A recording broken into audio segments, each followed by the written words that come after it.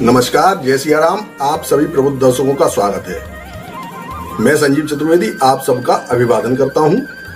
और जैसा कि ये जो सीरीज है, इसमें जो हमने पिछला वीडियो डाला था उसमें हमने मंगल के राशि परिवर्तन के ऊपर वीडियो डाला था और उसमें हमने 6 राशियों का हल बताया था। जो प्रथम 6 राशियां हैं कन्या राशि तक। तो अब जो ये वाला वीडियो है इसमें हम तुला, वृश्चिक, धनु, मकर, कुंभ एवं मीन के बारे में चर्चा करेंगे।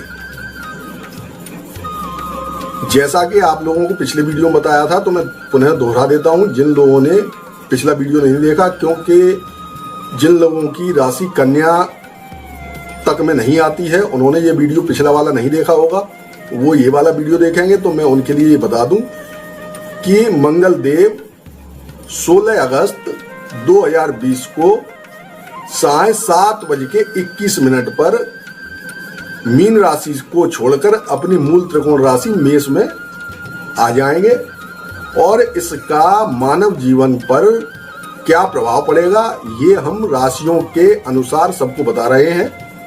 तो हम आपको तुला से लेकर मीन पर्यंत राशियों का हाल बताएं कि इन राशियों पर क्या इसका प्रभाव पड़ने वाला है।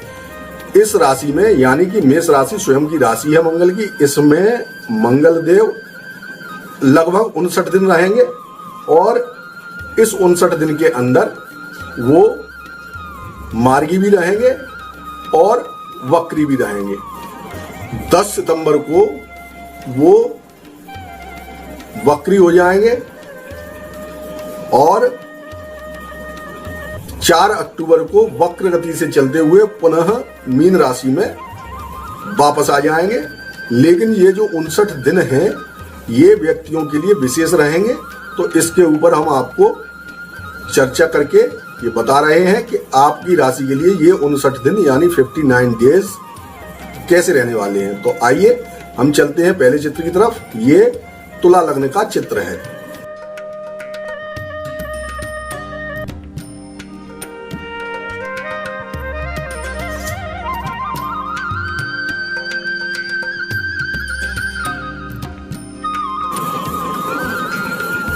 तुला राशि वालों के लिए मंगल 2 स्थानों का प्रतिनिधित्व करते हैं। पहला जो आपका दूसरा भाव है और दूसरा जो आपका सप्तम भाव है। इन दोनों भावों का स्वामी होने के कारण मंगल यहाँ पर योग कारक ग्रहों में नहीं आता है। इसकी गिनती योग कारक ग्रहों में नहीं आती है। तुला लग्न के लिए मंगल योग कारक नहीं होते और यहाँ पर इस लग्न वालों के लिए ये पूर्णतः पाप प्रभावी ग्रह हैं, पूर्णतः पाप फल प्रदाता हैं। ऐसी स्थिति में मंगल देव इस कुंडली में आपके सप्तम भाव में मेष राशि अंतर्गत बैठेंगे, जिससे ये रोचक नामक राजयोग निर्मित करेंगे। जब रोचक नामक राजयोग निर्मित होगा तो ऐसी स्थिति में जो आपके 59 दिन बीतने वाले हैं 59 डेज, वो आपको राजा तुल्य होंगे, आपका ऐश्वर्य बढ़ाएंगे, आपको धनवान बनाएंगे, भू संपत्ति का स्वामी बनाएंगे। आप इस समय क्रोधी भी हो सकते हैं। आपकी कामेच्छा इस समय जागृत होगी। आप इस समय में कामुक रहेंगे। इस समय आप भाइयों से मुक्त रहेंगे, यानी कोई भी भाइयों की दखलंदाजी आपके जीवन में नहीं होगी। जब मंगल सप्तम भाव में आकर बैठ जाते हैं तो वो कुंडली को मांगलिक बना देते हैं। तो इस समय आपको जो स्थितियां हैं वो मांगलिक समान रहेंगी, यानी कि आपकी क्रोध करने की जो क्षमता है वो इस समय बढ़ी चढ़ी दिखाई देगी। यहां से बैठकर मंगल अपनी चतुर्थ दृष्टि आपके राज्य भवन पर डालेंगे, जिससे आपकी उन्नति के मार्ग प्रशस्त होंगे। आप उन्नति के मार्ग पर बढ़ेंगे। आपको जॉब मिल सकता है। अगर आप जॉबलेस हैं तो आप इसकी तैयारी कर लीजिए, आपको जॉब मिलने के चांसेज हैं। अगर आप जॉब में हैं तो आपको प्रमोशन मिल सकता है। यहां से बैठकर मंगल आपकी लग्न को देखेंगे तो आपके अंदर एक उतावलापन दिखाई दे सकता है, ये आपकी कमी के रूप में भी हो सकता है। तो आप इसके ऊपर विशेष ध्यान दीजिए कि आप किसी भी चीज को लेके उतावले ना हो, नहीं तो आप अपना बनाया हुआ कोई भी कार्य बिगाड़ सकते हैं। यहां से बैठकर मंगल एक दृष्टि आपके धन भाव पर डालेंगे, जहां पर उनकी स्वयं की राशि 8 नंबर यानी वृश्चिक राशि होगी। तो जब मंगल इस भाव पर दृष्टि डालेंगे तो आपके धन में वृद्धि होगी, क्योंकि स्वयं के भाव को मंगल देख रहे हैं। वैसे मैं आपको एक बात और बता देता हूं, एक सूत्र है ज्योतिष का कि जब भी लग्न के आगे एक घर या एक घर पीछे यानी द्वितीय स्थान या द्वादश स्थान या चंद्र के द्वितीय स्थान या द्वादश स्थान पर मंगल बैठे हों या अपनी दृष्टि डालें तो ये जातक के लिए उपयुक्त नहीं होता धन के लिए। ऐसी स्थिति में जातक सामने वाले को, जो उसको देख रहा है, उसको तो धनवान प्रतीत होता है, लेकिन उसके पास पल्ले ज्यादा कुछ नहीं होता। अगर द्वादश भाव पर दृष्टि हो तो जो उसके खर्चे हैं वो बढ़े चढ़े रहते हैं। तो ऐसी भी स्थितियां उत्पन्न हो सकती हैं। लेकिन यहाँ पर चूंकि मंगल की स्वयं की राशि है तो अपनी राशि पर दृष्टि डालने से उसके फलों में वृद्धि करेगा। तो यहाँ पर आपके धन के भंडार बढ़ेंगे। आइए हम इससे आगे वाली राशि यानी वृश्चिक राशि के ऊपर चर्चा करते हैं। और आपके सामने ये जो दूसरा चित्र आ रहा है ये वृश्चिक राशि का आ रहा है। वृश्चिक राशि में मंगल 2 स्थानों के स्वामी होते हैं, एक तो लग्न के और दूसरे छठवें भाव के। यहां पर इन 59 दिनों के लिए वृश्चिक राशि वालों के लिए मंगल छठवें भाव में बैठेंगे। लग्न का स्वामी जब 6, 8 या 12 भाव में बैठ जाता है जाके तो इसको लग्न भंग योग कहते हैं, अवयोग भी बोलते हैं। तो ऐसी स्थिति में आप धन के लिए परेशान रहेंगे। लेकिन यहां पर मंगल स्वराशि के बैठे हैं और ऊपर से वो छठवें भाव के स्वामी होकर छठवें भाव में बैठे हुए हैं। इस तरह वो हर्ष नामक विपरीत राजयोग का सृजन कर रहे हैं, यानी हर्ष नामक विपरीत राजयोग बना रहे हैं। ऊपर से जो लग्नेश होता है वो अगर षष्टेश भी हो तो उसको षष्टेश का दोष नहीं लगता। तो इस प्रकार लग्न का स्वामी षष्ठेश जाने से जो आपके ऐसे योग हैं जो धन प्राप्ति में बाधक हैं उनमें थोड़ा रिलीफ मिलेगा। आपको इस अवधि में धन आएगा, लेकिन आप जितना धन एक्सपेक्ट करते हैं उतने धन की प्राप्ति आपको नहीं होगी। जब लग्न का स्वामी छठवें भाव में जाकर बैठ जाता है तो ऐसी स्थिति में जातक के संबंध नाजायज बनाने की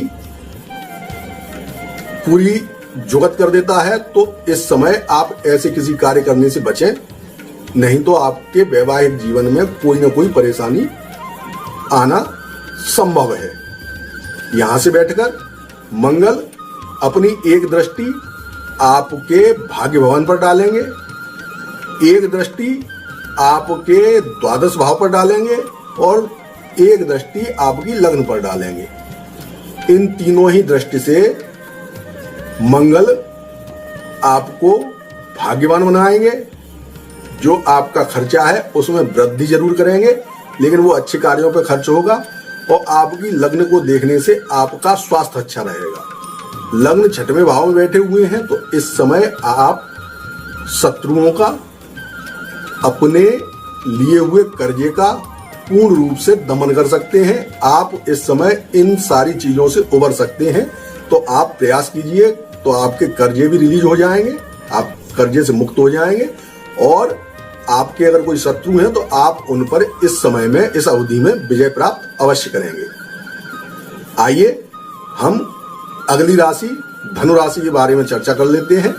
जिन लोगों के लग्न कुंडली के अंदर चंद्र धनु राशि में बैठे हुए हैं, यानी 9 नंबर में बैठे हुए हैं, उनके लिए ये फल आ रहा है। धनु लग्न में जो मंगल देव हैं वो 2 स्थानों के स्वामी हैं, एक पंचम भाव के और दूसरे व्यय भाव के। इन दोनों भाव के स्वामी होते हुए भी मंगल यहाँ पर पूर्ण योग कारक हैं, क्योंकि वो पंचम भाव के स्वामी भी हैं और साथ में जो लग्नेश हैं धनु राशि वालों के गुरु, उनके वो परम मित्रों में से एक हैं। तो यहाँ पर जो मंगल देव हैं वो पूर्ण योग कारक हैं, आपको अच्छे फल देंगे। यहाँ से जब वो 59 दिनों में अपना संचरण करेंगे तो ऐसे जातक जो पढ़ाई लिखाई में है उनके लिए अच्छे परिणाम प्राप्त होंगे, उनको मन लगेगा पढ़ाई में और जो उनके रिजल्ट्स हैं वो उनके लिए पॉजिटिव रहेंगे। जो जातक संतान उत्पत्ति के बारे में सोच रहे हैं उनके लिए भी ये समय अनुकूल है, आपको संतान प्राप्ति के योग है।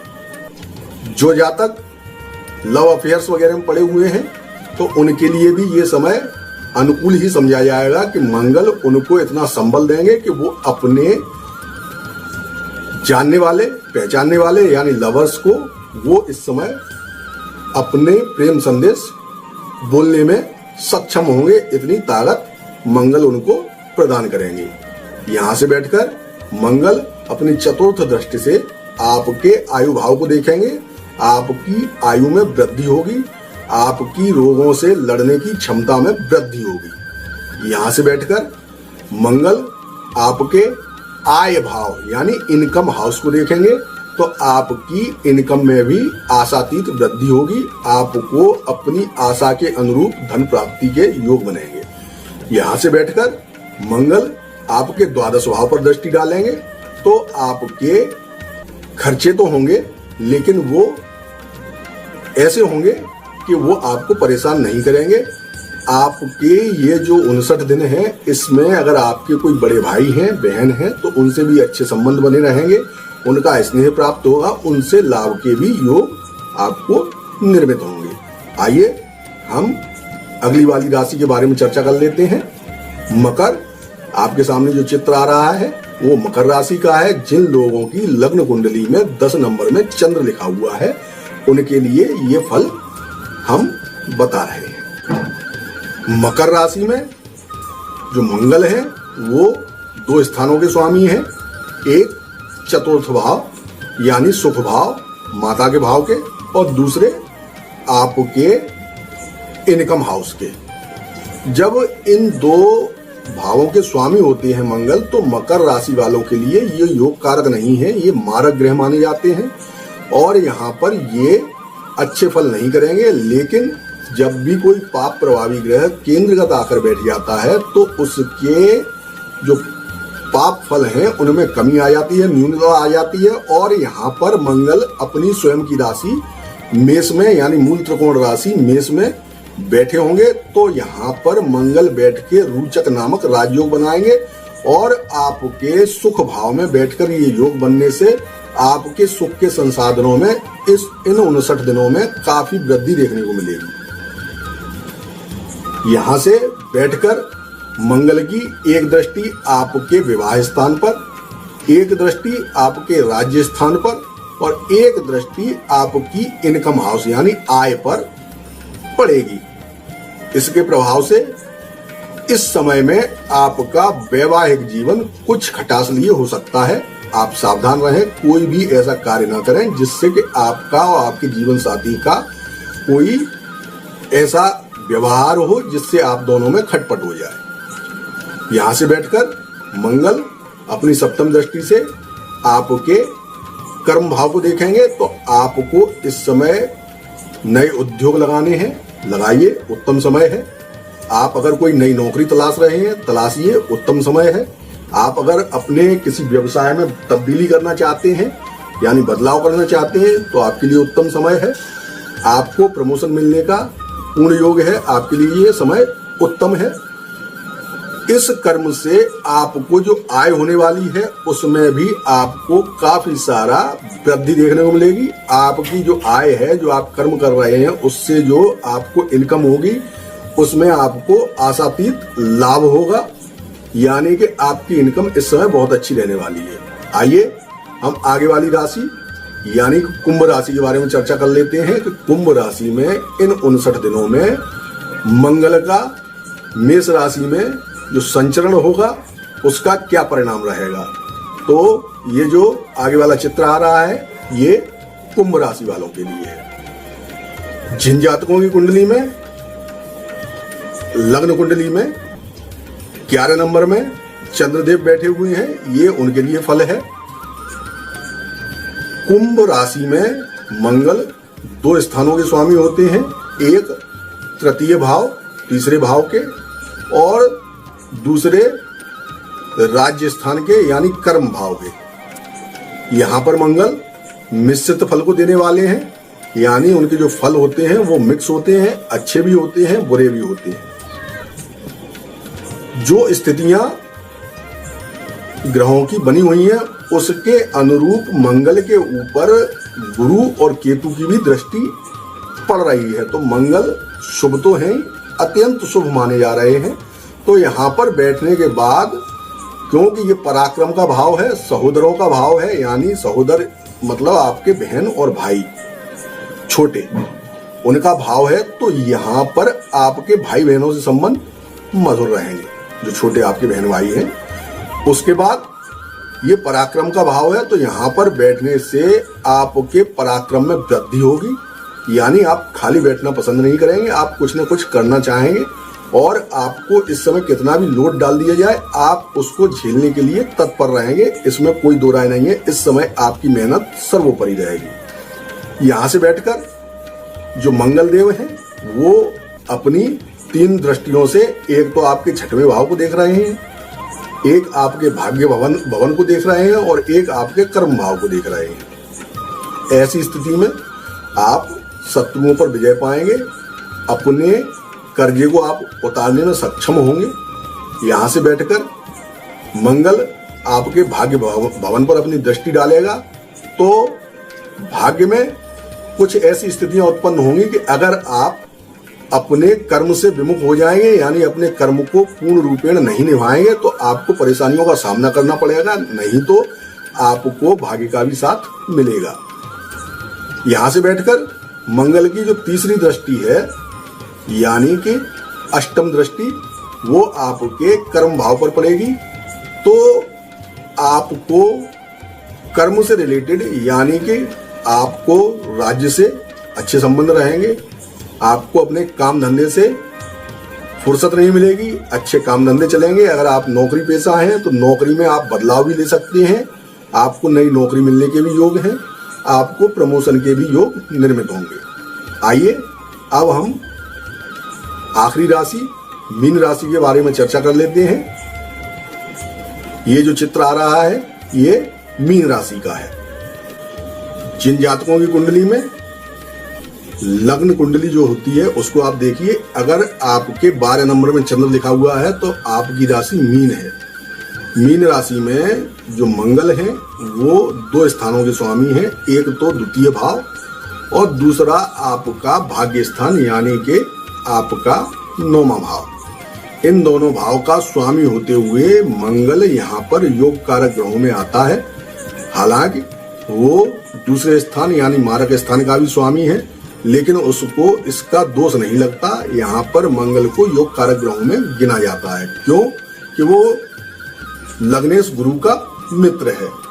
यहाँ पर इस 59 दिनों की अवधि में जो मंगल है वो आपके द्वितीय भाव पर संचरण करेगा, यानी अपनी स्वयं की राशि पर। तो ऐसी स्थिति में वो आपको धन बहुत अच्छा दिलाने वाला है, आपके बैंक बैलेंस में बहुत ही वृद्धि करेगा, आपके लिए बहुत अच्छा होगा। जो जातक शिक्षारत हैं उनके शिक्षा में कुछ व्यवधान अवश्य आ सकते हैं। जो जातक प्रेगनेंसी पीरियड से गुजर रहे हैं उनको यहाँ पर बैठे मंगल कुछ पीड़ा दे सकते हैं, उनके एवॉर्शन होने के चांसेस बना सकते हैं। तो स्थिति थोड़ी सी क्रिटिकल हो सकती है। यहां से बैठकर मंगल अपनी सप्तम दृष्टि से आपके अष्टम भाव को देखेंगे। आपकी जो रोग प्रतिरोधक क्षमता है उसको थोड़ा सा डिस्टर्ब कर सकता है। तो आपको अगर कोई इस अवधि में रोग सता रहा है तो आप उसके प्रति लापरवाह ना हो, जल्दी से डॉक्टर की सलाह लें। ये आपको किसी मुसीबत में डाल सकता है। यहां से बैठकर मंगल आपके भाग्य स्थान को देखेंगे तो आपके भाग्य में वृद्धि करेंगे। जो जातक उच्च शिक्षारत हैं उनको इस अवधि में अच्छे परिणाम प्राप्त होंगे। भाग्य आपका पूर्ण रूपेण साथ देगा। तो प्रिय मित्रों, मैंने आपको आपकी राशियों के अनुरूप इस मंगल के मेष राशि के ऊपर संचरण के ऊपर क्या प्रभाव आएगा ये मैंने आपको बता दिया है। आशा है आपको हमारा प्रोग्राम अच्छा लग रहा होगा। आप इसको लाइक और शेयर करते रहिए, और जो जातक इसको सब्सक्राइब नहीं कर पाए हैं अभी तक, मैं उनसे अनुरोध करूंगा कि वो इसको सब्सक्राइब करें। आपके सब्सक्रिप्शन से हमको एक संबल प्राप्त होता है। इसी के साथ मैं संजीव चतुर्वेदी आपसे अनुमति चाहूंगा। मुझे आप आज्ञा दीजिए। आपका आने वाला दिन शुभ हो। जय सिया राम। नमस्कार।